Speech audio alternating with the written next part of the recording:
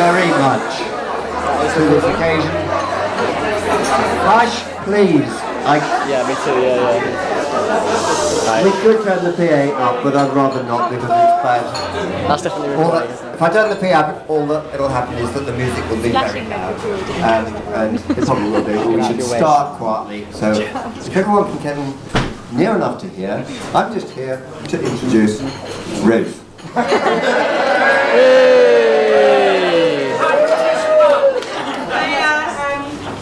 For those of you who don't know me, can you all hear me? Yes. I'm Jill's daughter, Ruth. So am I bearing with me for a few minutes? I've just got a couple of words to say for the happy couple.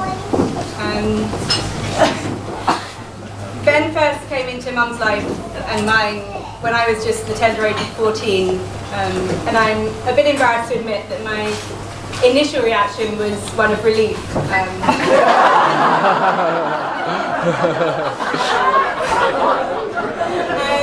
Relief at Mum having someone else to focus on.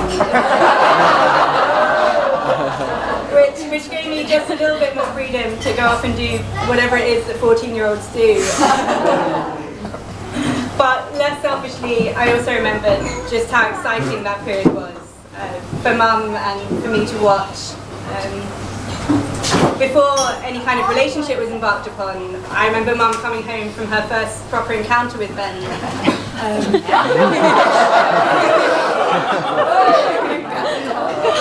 At a pre-theatre dinner, and telling me about the nice man who'd helped her come up with her USP, unique selling point, for an important upcoming job interview.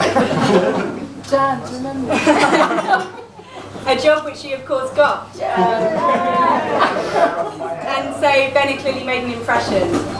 And it wasn't long before I was called upon to discuss the various virtues of waterproof mascara in relation to kissing.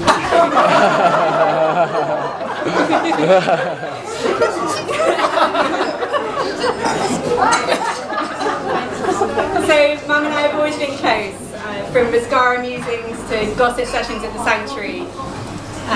But as well as, or perhaps because of being such a great friend, she's always been a wonderful mother.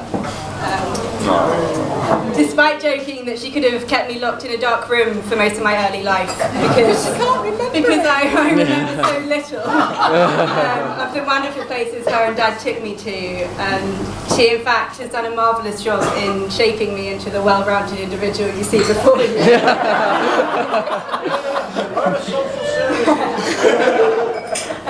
And Mum and I have been on some wonderful adventures together, of which driving and navigating ourselves around South Africa must be a highlight.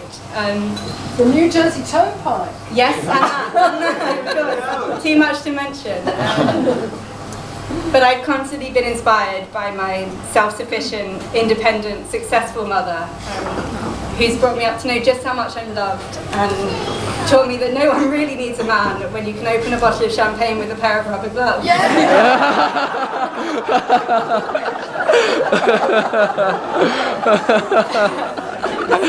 So given that, Jen, you might ask how we've ended up here today. Partly because you quite rightly no longer have to promise to obey your husband to be in the wedding ceremony, but mainly because of how great Ben is. My initial reaction might have been one of relief, but I've been so very happy to welcome Ben into our little family and to be so warmly welcomed into his rather larger one. I don't think either Mum or I have been better welcomed than by Ben's mum Barbara's now famous line. With a huge smile on her face, she said to Mum, "I didn't think Ben would ever find anyone good enough for him. And you almost are."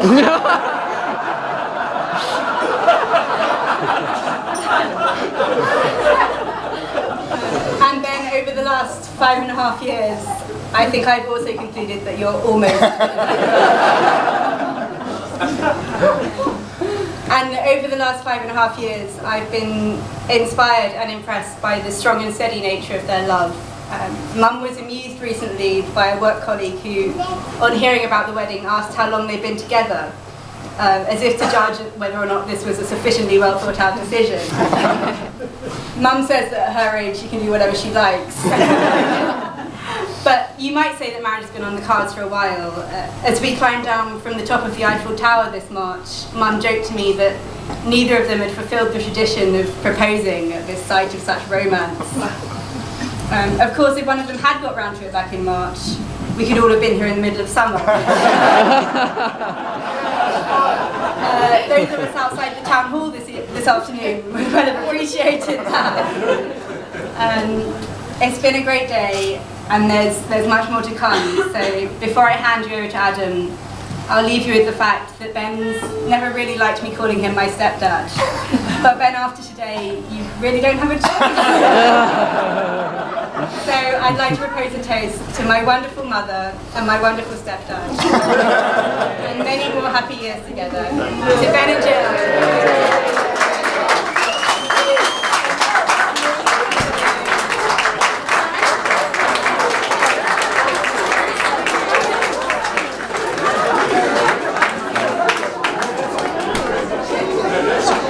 Stop listening. Just press off.